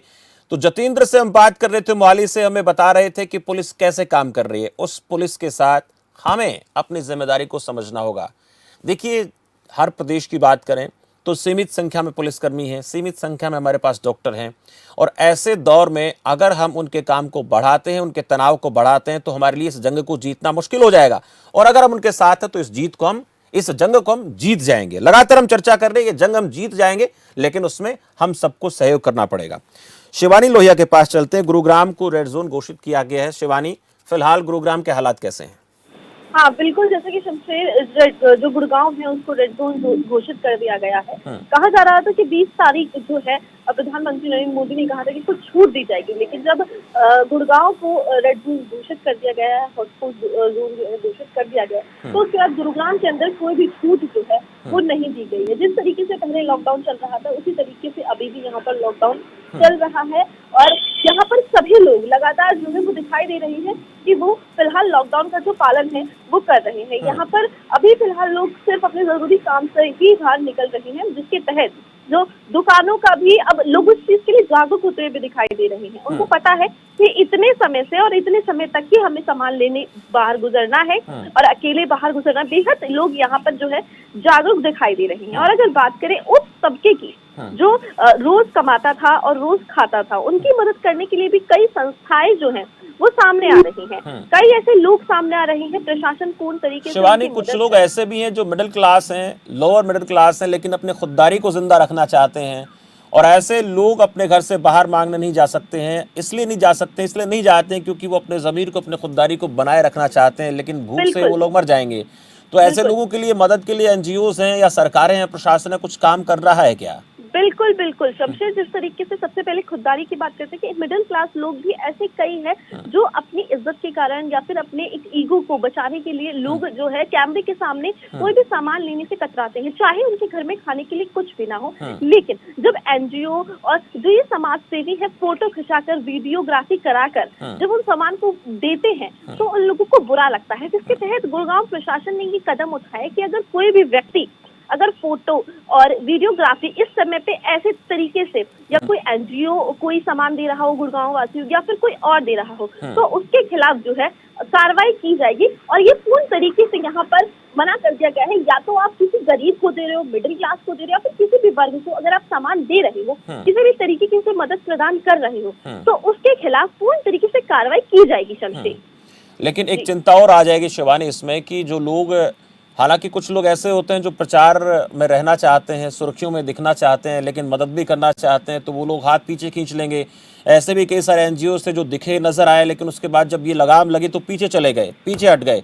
तो उन लोगों से भी हम अपील करते हैं कि आप लोग इस दौर में अपनी इंसानियत दिखाइए। ठीक है कि आप लोग इस वक्त प्रचार में नहीं आ रहे हैं, आप नज़र नहीं आ रहे हैं, कोई दिक्कत नहीं है, लेकिन इंसानियत के खातिर आप लोग आगे बढ़ें, ऐसे लोगों की मदद करें, क्योंकि अगर आप लोगों ने अपने हाथ पीछे खींच लिए तो फिर हिंदुस्तान के लिए इस जंग से लड़ना मुश्किल हो जाएगा। बिल्कुल शमशेर, जैसा कि आपको बता दूं कि सोहना में कैसी मतलब कई ऐसी एनजीओ जो है वो दिखाई दे रही हैं जो लोगों को फोटो खिंचाते हैं, वीडियोग्राफी कराते हैं, समोसे और रसगुल्ले जो है वो बांटते हुए नजर आते हैं। लेकिन अगर बात करें अब की, जिस तरीके से गुड़गांव के प्रशासन ने इस तरह के आदेश दे दिए हैं तो उसके बाद कई ऐसे लोग, कल खबरपाश ने भी ऐसा दिखाया था कि कई ऐसे लोग जो है वो सामने आ रहे हैं जिनको वहाँ पर राशन या फिर खाने का सामान जो है वो नहीं प्राप्त हो रहा है। वहाँ पर लोग जो है फोटो खिंचाते वक्त वहाँ पर रसगुल्ले बांटते हैं, समोसे बांटते हैं, एक दूसरे में गरीब औरतों में सूट बांटते हैं। लेकिन और अगर ग्राउंड लेवल पर जाकर तस्वीर को देखा जाए तो उन्हीं सूटों को वापस लेकर अगली जगह दोबारा बांटा जाता है। तो ये चीज जो है ये बेहद गलत है। ये प्रचार का तरीका सही नहीं है, दुष्प्रचार इसको हम कहेंगे। शिवानी, आपके पास लौटूंगा। मुकेश राजपूत भी काफी समय से बने हुए हैं और हमारे साथ संतोष जैमन भी जुड़ गए हैं दौसा से, राजस्थान से। मुकेश राजपूत, फरीदाबाद में फिलहाल कोरोना संक्रमण को लेकर हालात क्या हैं, स्थिति किस प्रकार की आप देख रहे हैं, ठीक होने वालों का आंकड़ा क्या है, और उसके बाद भी और तमाम सवाल हैं जिसको लेकर हम बातचीत करेंगे। मुकेश। देखिए, बिल्कुल शमशेर, मैं आपको बता दूं फरीदाबाद के इस समय अगर कोरोना वायरस के मामलों की बात करें तो लगभग जो है 42 मामले सामने आए थे, जिनमें से राहत वाली जो खबर ये है कि शमशेर करीब 20 लोग इसमें से ठीक भी हो चुके हैं और अब जो आंकड़ा है वो 22 का रह गया है। हालांकि अगर पिछले दिन की बात करें तो 9 मामले जो है फरीदाबाद में नए आए थे और उसके बाद जो है लगातार प्रशासन पूरी तरीके से सतर्क हो गया। साथ ही साथ मैं आपको शमशेर बताना चाहता हूँ कि फरीदाबाद को रेड जोन घोषित किया था, जिसमें 13 जो जोन कंटेनमेंट घोषित किए थे, उनमें से कहीं ना कहीं जिस प्रकार से लगातार जो है मामले अब बिल्कुल जो है जो कम हो गए हैं, उसको लेकर के कहीं ना कहीं जो है एक जोन को जो है कंटेनमेंट जोन से जो है निकाल दिया, बाहर निकाल दिया है। अब सिर्फ जो है 12 कंटेनमेंट जो जोन है वो रह गए हैं। सिर्फ पूरी तरीके से कहा जा सकता है कि अब जो है 22 मामले हैं और प्रशासन पूरी तरीके से सतर्क है कि आगे कोई भी मामला ना बढ़े। हालांकि जो पिछले मामले आए थे, 9 जो मामले आए थे, उनको भी लेकर के जो है प्रशासन ने पूरी तरीके से सतर्कता बरती है। उनके जो कॉन्टैक्ट है पूरी तरीके से उस पर जो है निगरानी करते हुए उसको भी जो है पूरी तरीके से मॉनिटर किया है। और अब की अगर जो बात करें तो पूरी तरीके से स्थिति नियंत्रण है। हालांकि 24 घंटे अभी से अधिक हो चुके हैं और अभी तक कोई नया मामला यहाँ पर नहीं आया। जी समझे। चलिए मुकेश, आपके पास भी आऊंगा। संतोष जैमन हमारे साथ दौसा से हैं। संतोष जैमन, दौसा में फिलहाल क्या स्थिति है, संक्रमण के हालात को लेकर किस प्रकार की वहां पर तैयारियां की जा रही हैं, कैसे निपटने के लिए कोशिश हो रही है, और इसके अलावा जो व्यवस्थाएं हैं वो कैसे देखते हैं आप, खासकर खाने की बात करें, पीने की बात करें और गरीब लोगों के लिए राशन पानी की बात करें, कैसी स्थिति देख रहे हैं? जी, जानकारी के लिए बता दूं शमशेर जी, दौसा में आज 2 नए केसेस पॉजिटिव आए हैं और राजस्थान में टोटल 1628 पॉजिटिव केस हैं, जिसमें दौसा की बात करें 15 केसेस दौसा में भी हैं। हालात अभी नॉर्मल है दौसा के और प्रशासन है पूरी तरह से सतर्क है। राशन पानी के लिए भी भामाशाह लोग आए हुए हैं, उनके लिए राशन वितरित कर रहे हैं और खाने के पैकेट भी उनको इंतजाम कर रहे हैं। जो पुलिस प्रशासन सुरक्षा कर्मी भी जो मौके पे हैं, उनके भी लिए पानी और खाने का बंदोबस्त किया जा रहा है। चिकित्सा कर्मी भी जहाँ पे गाँव में पहुंचती है वहाँ पे जांच करती है। जो भी लोग बाहर से आते हैं उनका पूरे अच्छे से पूरा बंदोबस्त आइसोलेट किया जाता है उनको। और दौसा एक तरीके से अभी बचा हुआ है और ये भी अच्छा संतोष, कुछ लोग ठीक भी हुए हैं क्या संक्रमण से? कुछ लोगों को भी या कुछ लोगों की रिपोर्ट, पहली रिपोर्ट नेगेटिव आई हो, ऐसा भी कुछ है क्या? जी, दौसा में अभी ऐसा कोई केस नहीं है कि जो पॉजिटिव था वो नेगेटिव हो गया। वो पॉजिटिव है, जो पॉजिटिव ही चल रहे हैं अभी। 15 केसेस अभी आज 2 नए हैं और 13 पहले थे। 15 पॉजिटिव केसेस दौसा में हैं। ठीक है। शिवानी, एक और खबर जिस पे हम लगातार चर्चा कर रहे हैं, महत्वपूर्ण ये है कि अगर इस जंग से जीतना है तो डॉक्टर्स को और पुलिसकर्मियों को हमें तनाव से मुक्त रखना है। हालांकि उनका अपना काम है, वही उनके लिए तनाव के लिए काफ़ी है, लेकिन इसके साथ साथ परिवार के लोग या और जो हम जैसे लोग बाहर निकलते हैं तो उनके लिए परेशानी का कारण बनते हैं। तो ऐसे में जो पुलिसकर्मी हैं या फिर डॉक्टर्स हैं, उनके तनाव को दूर करने के लिए जो कोशिशें हो रही हैं वो किस प्रकार की हैं? और परिवार के लोगों से कुछ ऐसी रिपोर्ट आ रही है क्या कोई पुलिसकर्मियों को परेशान करता हो, इस प्रकार की दिक्कतें पैदा करता हो, उनके दिमाग को और ज़्यादा तनाव में लाने की बात करता हो? बिल्कुल शमशेर, जैसे कि लगातार जो पुलिस और जो डॉक्टर है वो लगातार हमारी सुरक्षा के लिए अपना कार्य बखूबी निभा रहे हैं और खबरफास्ट लगातार उनको सैल्यूट करता हुआ नजर आ रहा है, उनकी प्रशंसा करता हुआ नजर आ रहा है। लेकिन फिर भी जब पुलिस नाके ऊपर खड़ी रहती है तो उसके बाद कई लोग ऐसे आते हैं जो बहस करते हैं पुलिस वालों से और उनकी बातों को समझने की कोशिश नहीं करते, क्योंकि एक तरीके से पुलिस जो है उनके साथ सख्ती से पेश नहीं आ सकती है। उनको नरमी से ही समझाने की कोशिश जो है पुलिस यहाँ पर करती हुई नजर आती है। लेकिन फिर भी कोई लोग कहता है कि नहीं, हम तो जाएंगे, हम भूखे मर जाएं क्या, या फिर झूठे बहाने, मेरा दोस्त बीमार है, मुझे वहां जाना है, यहाँ मुझे किसी की दवाई लेने जानी, इस तरीके के बहाने पुलिस को साफ तौर पे ये चीजें समझ में आती है कि जो व्यक्ति है वो झूठ बोल रहा है या सच बोल रहा है। लेकिन फिर भी जब वो पुलिस से बहस करते हैं तो पुलिस वहां पर कहीं ना कहीं बिल्कुल होपलेस होती हुई नजर आती है और उनको समझ में नहीं आता कि वो क्या करें। कि अगर वो किसी के साथ सख्ती से पेश आते हैं तो भी उनको इस चीज से डर लगता है कि नहीं, हम किसी व्यक्ति के साथ बुरा नहीं कर सकते हैं और प्रशासन हमें इस चीज की जो है वो नहीं देता है। लेकिन बावजूद उसके जब पुलिस प्रशासन के साथ इस तरह का व्यवहार होता है तो कहीं ना कहीं ये गलत है, क्योंकि जब वो आपकी मदद के लिए एक समय पर, जहां हम पुलिस को एक समय पर बहुत गलत बोलते थे, लेकिन आज जब देखा जाए तो डॉक्टर और पुलिस ही सबसे ज्यादा यहाँ पर मदद के लिए नजर आ रही है। 24 घंटे वो जनता की सेवा के लिए खड़ी रहती है और यहाँ खड़ी भी है। लेकिन बावजूद इसके जब लोग इस तरह का व्यवहार करते हैं तो ये बेहद निंदनीय है। सिर्फ जब लोग इनकी बातों को समझने की कोशिश नहीं करते हैं, उनको गलत जवाब देकर वहां से निकलने की कोशिश करते हैं, तो पुलिस जो है बिल्कुल वहां पर होपलेस नजर आती है और वो क्या करे उनको समझ में नहीं। लेकिन हाँ, फिर भी यहाँ पर पुलिस जो है हिम्मत हारती हुई नहीं नजर आ रही है और लोगों को लगातार प्यार से समझाने की कोशिश में लगी हुई है। चलिए, बहुत बहुत शुक्रिया शिवानी गुरुग्राम से ताज़ा अपडेट देने के लिए। तो शिवानी लोहिया हमें बता रही थी कि पुलिस वालों को लोग परेशान करते हैं। ऐसे बहुत से वीडियो सोशल मीडिया पर वायरल हो रहे हैं जिसमें पुलिस वालों को लोग परेशान करते हैं। देखिए, ये आपकी ज़िंदगी का सवाल है, पुलिस कर्मियों की ज़िंदगी का सवाल है और इस देश की सुरक्षा का सवाल है। आप इस देश की सुरक्षा के साथ खिलवाड़ नहीं कर सकते और अगर आप ऐसा करते हैं तो पुलिस को पूरा अधिकार है आपके साथ जिस भी तरीके से पेश आए वो आ सकती है। क्योंकि अगर आपने उनके काम में बाधा डाली तो उनके दिमाग को आपने तनाव में लाने की कोशिश की तो आपके लिए भी घातक हो सकता है और उनके लिए भी घातक हो सकता है। क्योंकि पिछले कुछ समय से ऐसे मामले आ रहे हैं, हम देख रहे हैं कि पुलिस कर्मियों के, उनके परिवार के साथ झगड़े के मामले सामने आते हैं। कुछ एक मामले हालांकि सामने आए, ज़्यादा हम नहीं कह सकते हैं, लेकिन उसके पीछे कहीं ना कहीं वजह हम जैसे लोग बन रहे हैं जो पुलिस के नियमों के मुताबिक काम नहीं कर रहे हैं। मुकेश राजपूत, ऐसे मामले फरीदाबाद से भी सामने आते होंगे, बहुत से ऐसे वीडियो वायरल होते हैं जो वीडियो हम देखते हैं तो ऐसा लगता है कि देखें लोग कितने पागल हैं, कितने नादान हैं, जो बात को नहीं समझते हैं। जी देखिए, बिल्कुल शमशेर, मैं आपको बता दूं, फरीदाबाद से ऐसे कई मामले सामने आए थे जहां पर पुलिस को इस तरीके से जो है परेशान करने की कोशिश की गई थी। इस तरीके के वीडियो भी सामने आए थे जिसको लेकर के लगातार जो फरीदाबाद के पुलिस कमिश्नर है उन्होंने कहीं ना कहीं सख्त कदम उठाते हुए पुलिस को जो है आदेश ये दिए थे कि कहीं ना कहीं जो है ऐसे लोग हैं जो कि बगैर किसी मतलब के, बगैर किसी काम के जो है बहाना बनाकर जो है घर से बाहर निकल रहे, चाहे दवाई की बात करें, चाहे हम राशन की बात करें, अगर लगता है पुलिस को कि ये झूठ बोल करके जो है यहाँ से निकलने की कोशिश की जा रही है तो उस पर कार्रवाई भी लगातार जो है फरीदाबाद पुलिस प्रशासन की ओर से लगातार किए जाने के लिए जो है सीपी ने आदेश दिए थे। पर कहीं ना कहीं जो है पुलिस जो है अधिकारी हैं वो कहीं ना कहीं लोगों से सख्ती से निपटने की बजाय नरमी से पेश आते हैं, क्योंकि वो भी ये जानते हैं कि किसी को ऐसे माहौल में दिक्कत का सामना करना ना पड़े। कहीं ऐसा ना हो कि पुलिस से कोई गलत काम हो जाए कि कोई सच में ही दवाई लेने जा रहा हो या सच में किसी काम के लिए जा रहा हो और उससे पुलिस जो है उसके ऊपर कार्रवाई करे। तो उसको लेकर के पुलिस लगातार जो है नरमी से जो है पेश आती है। और कहीं ना कहीं बात करें, जब पिछले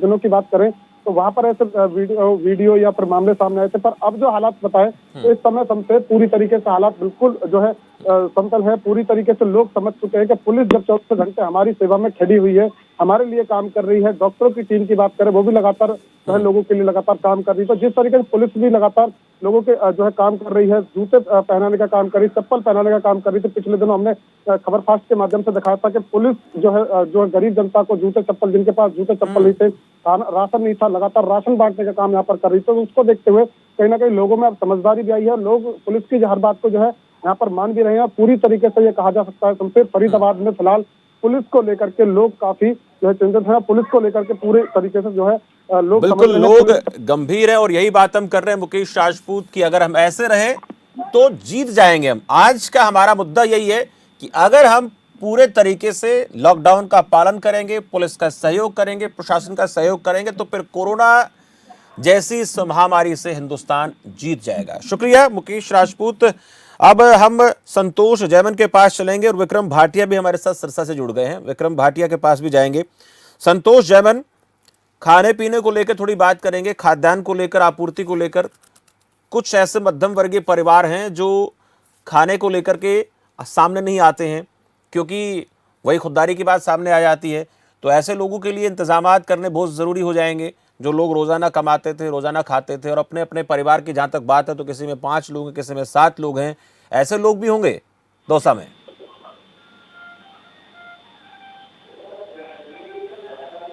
संतोष जैमन जी, मैं ये जानना चाह रहा था संतोष आपसे कि जो ऐसे परिवार भी होंगे जो मध्यम वर्गीय परिवार हैं, निम्न मध्यम वर्गीय परिवार हैं, जिनके पास खाने के लिए नहीं है, लेकिन अपने खुददारी के चलते वो इस बात को लेकर सामने नहीं आते हैं। तो ऐसे लोगों के लिए प्रबंध कैसे हैं? जी बिल्कुल, ऐसे लोगों के लिए प्रबंध है। भामाशाह लोग ही आगे आ रहे हैं और सरकार ने आदेश जारी किए थे पंचायत में 50,000 रुपए मतलब राशन के लिए और सैनिटाइजर के लिए, लेकिन अभी वो पंचायतों में नहीं पहुंचे हैं। सरकार इसमें ढीली पड़ी हुई है, लेकिन भामाशाह लोग आगे आ रहे हैं।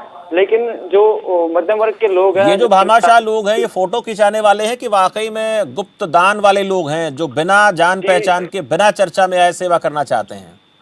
जी, कुछ लोग हैं जो फोटो खिंचवा के अपने को आगे बढ़ाना चाहते हैं, लेकिन 90% लोग ऐसे हैं दौसा में कि वो राशन की व्यवस्था कर रहे हैं लेकिन कोई फोटो नहीं खिंचवाते, ना कोई पेपर में मीडिया के माध्यम से आगे बढ़ना चाहते हैं। वो एक उनकी सहायता के लिए आगे आ रहे हैं, हर प्रकार से आगे आ रहे हैं। और कुछ लोग हैं जो फोटो खिंचवाते हैं और सोशल मीडिया पे भी डालते हैं कि वहाँ पे राशन वितरित किया, आज वो किया, लेकिन उस चीज से लोग डरते हैं कि हमारी मतलब मध्यम वर्ग की स्थिति को देखते हुए, हमारी गरीबी की स्थिति को देखते हुए लोग हमारा मजाक कर रहे हैं, फोटो खिंचवा के खुद का नाम कर रहे हैं। तो इस चीज से लेके काफी लोग सभी परेशान हैं और अपना बंदोबस्त खुद करने की पूरी कोशिश कर रहे हैं। जी बहुत बहुत शुक्रिया संतोष जैमन, दौसा से तमाम जानकारी देने के लिए। फोटो ना खिंचाएं आप। जो लोग समाज सेवा में वाकई में अपने आप को लगा के रखना चाहते हैं, तो आप खुद क्या काम कर रहे हैं वो आप ज़रूर बता सकते हैं। मीडिया आपके लिए है, सोशल मीडिया आपके प्लेटफॉर्म आपके लिए बना हुआ है और ख़ुद मीडिया भी आपके लिए, आप जो दान करते हैं, जो हज़ारों लोगों के लिए आप खाना बनाते हैं अपने यहाँ, आप जहाँ जहाँ आप लोगों ने इंतजामात किए होते हैं, तो वहाँ पर मीडिया आपको दिखा रहा है। लेकिन जिन लोगों को आप बांटने जा रहे हैं, जिन घरों में आप जा रहे हैं, वो ना दिखाएं, क्योंकि ये वो लोग हैं। हालांकि कुछ लोग ऐसे भी होते हैं जिनको इस बात से फ़र्क नहीं पड़ता, क्योंकि बहुत गरीब लोग हैं, उनके लिए पेट पहले है, बाकी चीज़ें बाद में, खुददारी बाद में आती है। लेकिन कुछ middle class, lower middle class लोग ऐसे हैं जो नहीं चाहते कि आप उनकी मदद कर रहे हैं, तो आप उसको दिखाएं, क्योंकि उनकी खुददारी, उनका ज़मीर उन्हें इस बात की इजाज़त नहीं देता। और ऐसे लोग कहीं ऐसा ना हो कि वो भूख से मर जाएं, और इस दौर में कोई आदमी भूख से मरता है तो ये हमारे लिए बहुत ज़्यादा ख़राब बात, इससे ज़्यादा और घातक बात क्या हो सकती है। विक्रम भाटिया, आपसे जानेंगे सिरसा में स्थिति कैसी है, लॉकडाउन का पालन कैसा हो रहा है, और इसके साथ साथ कोरोना संक्रमण को लेकर फिलहाल क्या हालात हैं सिरसा में? जी बिल्कुल, सबसे विक्रम, आपकी आवाज मुझ तक नहीं आ पा रही है। चलिए विक्रम के पास चलेंगे, लेकिन चर्चा हम लगातार इसलिए कर रहे हैं क्योंकि आज के इस दौर में समाज सेवा बहुत ज़रूरी है। लेकिन इस समाज सेवा के साथ साथ हमें यह भी ख्याल रखना पड़ेगा कि जो हमारे पुलिस विभाग के कर्मचारी हैं, जो हमारे स्वास्थ्य कर्मी हैं उनको हमें परेशान नहीं करना है।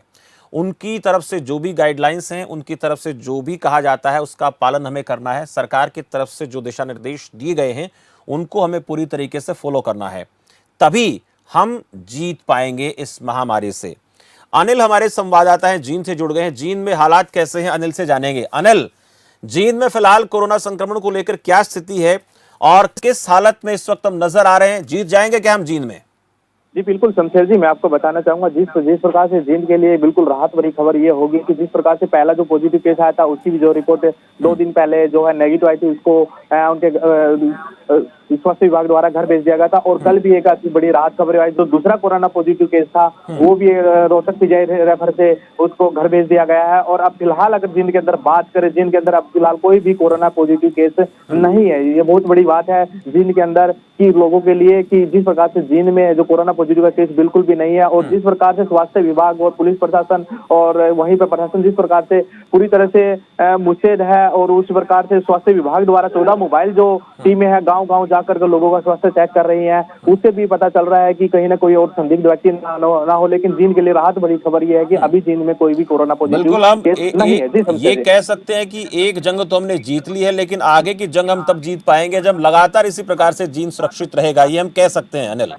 जी बिल्कुल, देखिए मैं आपको बताना चाहूंगा कि जिस प्रकार से स्वास्थ्य विभाग द्वारा जो 14 मोबाइल जो टीमें हैं बसेस जो लगाई गई है, उनमें स्वास्थ्य विभाग के जो डॉक्टर्स हैं और नर्सेज हैं वो गांव-गांव जाकर के हर रोज करीब 3000 से 4000 लोगों के जो स्वास्थ्य की रिपोर्ट ले रही है। अगर वहां पे भी खांसी जुकाम इस तरह के लक्षण दिखाई देते हैं, उसको तुरंत वहां पे जींद सिविल हॉस्पिटल में लगाया जाता है, क्वारंटाइन किया जाता है, उसकी रिपोर्ट आगे भेजी जाती है। लेकिन फिलहाल जींद के लिए बड़ी बिल्कुल राहत भरी खबर है। जींद के अंदर जिस प्रकार से इस कोरोना महामारी के अंदर लोग लगातार पूरे देश के अंदर कोरोना के जो केसेस बढ़ रहे हैं, लेकिन जींद में फिलहाल जो राहत भरी खबर है कि कोई भी कोरोना पॉजिटिव केस नहीं है। और आने वाले लोगों के खाने पीने को लेकर क्या व्यवस्था है, और जो रोजमर्रा की कुछ बहुत ज्यादा जरूरत की चीजें हैं वो सही मिल पा रही हैं क्या लोगों को? वैसे बिल्कुल देखिए जी बिल्कुल शमशेर जी, देखिए मैं आपको बताना चाहूंगा जिस प्रकार से कुछ सामाजिक संस्थाएं हैं, प्रशासन द्वारा भी लोगों को जो खाना मुहैया करवाया जा रहा है, जो मजदूर लोग हैं आम दिहाड़ी जो हर रोज करते थे, उन लोगों के लिए जो है राहत सामग्री जो है प्रशासन द्वारा भेजी जाती है। लेकिन एक बड़ी बात ये भी सामने आ रही है जींद के अंदर, जिस प्रकार से शुरुआती दौर के अंदर देखा जाए तो लोगों के अंदर एक क्रेज बन गया था सेल्फी लेने का, वीडियो बनाने का। उस तरीके से बिल्कुल अभी जो राहत सामग्री है, बल्कि अभी कोई फोटो नहीं खींचा जा रहा, कोई वीडियो नहीं दे रहे, राहत सामग्री जो दिखाई दी जा रही है वो बिल्कुल सही तरीके से दी जा रही है। लोगों को उनके घर जा करके उनको पूछा जा रहा है कि कोई किसी प्रकार की कोई परेशानी नहीं है। ये बहुत अच्छी बात है जींद जिला के अंदर। जींद जिला के अंदर ये जो फोटो खिंचाने वाला ट्रेंड जो है ये देखा हमने शुरू में खूब बना, लेकिन उसके बाद थोड़ी राहत की खबर आई। लेकिन कुछ ऐसे लोग भी थे जो पानी के बुलबुले की तरह सामने आए, कुछ लोगों की मदद की या जैसे तैसे करके उन्होंने जो इंतजामात किए, कुछ चंदा जुटाया होगा, उसके बाद वो बिल में जाकर घुस गए होंगे। तो ऐसे लोगों से हमें बचना भी है, ऐसे लोगों पर हम लोगों को नजर बना के रखनी भी पड़ेगी, साथ साथ में सरकार को भी ध्यान रखना पड़ेगा। तो ऐसे कुछ लोग आए थे क्या, वो अब नजर नहीं आ रहे गलियों में?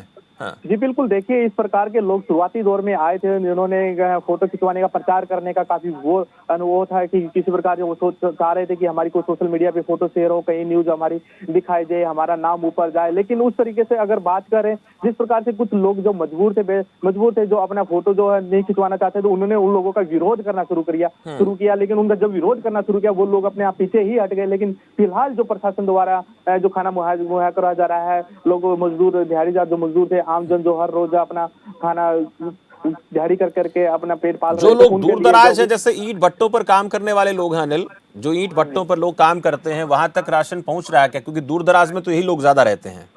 जी बिल्कुल, देखिए शमशेर जी मैं आपको एक बात बताना चाहूंगा, जिस प्रकार से अगर हम बात करें ईंट भट्टों के ऊपर जो मजदूर जो काम करते हैं, अभी फिलहाल लॉकडाउन के अंदर भी देखा जाए तो जींद जिले के अंदर जितने भी ईंट मजदूर भट्टे चले हुए हैं वो लगातार काम चले हुए हैं। वहाँ पे जो मजदूर वो लगातार काम कर रहे हैं, उनके लिए तो ऐसी कोई परेशानी, क्योंकि वहाँ पे जो मालिक है, भट्टे का मालिक है, उन्होंने भी उनके लिए जो खाना है, जो उनकी जो सैलरी है वो समय पर मुहैया करवा दी थी। लेकिन आम सबसे बड़ी समस्या कहाँ आई? सबसे बड़ी समस्या ये आई जो आम दिन हर दिन रोज दिहाड़ी करके अपना पेट पाल रहा था, और जो जिस प्रकार झुग्गी झोपड़ियों में जो लोग रहते थे, बस्तियों में जो लोग रहते थे, उनको सबसे ज्यादा परेशानी आई थी।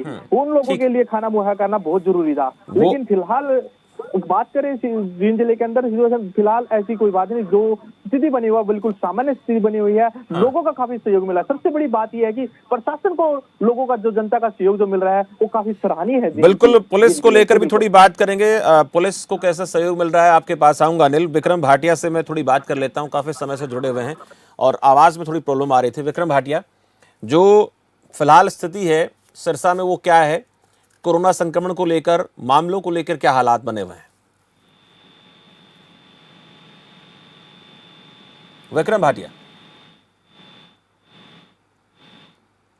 विक्रम आपकी आवाज में दिक्कत आ रही है, तकनीकी खामी है, थोड़ा उसको दुरुस्त करें, उसके बाद फिर आपके पास लौटेंगे। अनिल, आपसे जान लेता हूं, पुलिस को अक्सर हम देखते हैं कि लगातार काम करते करते, कोई भी व्यक्ति क्यों ना हो, चाहे पुलिसकर्मी है, मीडिया कर्मी है या अभी तमाम जो लोग हैं, अगर किसी को 24 घंटे काम करना पड़ जाए तो उसके लिए स्थिति थोड़ी चिंता वाली हो जाती है और उसके दिमाग पर, उसके चेहरे पर, हाव भाव में सब दिख जाता है। तो ऐसे लोगों को परिवार के लोगों की तरफ से सहयोग मिलना बहुत ज़रूरी है, नहीं तो दिक्कत और ज़्यादा बढ़ जाएगी, क्योंकि एक तो बाहर काम करने की स्थिति ज़्यादा चिंताजनक है, कोरोना संक्रमण का खतरा उनका भी बना हुआ है। इसके अलावा परिवार के लोगों का सहयोग कई बार नहीं मिलता है। तो ऐसे मामले हैं क्या जींद में जिसके चलते वहां पर किसी प्रकार की जो खबर सामने आई हो?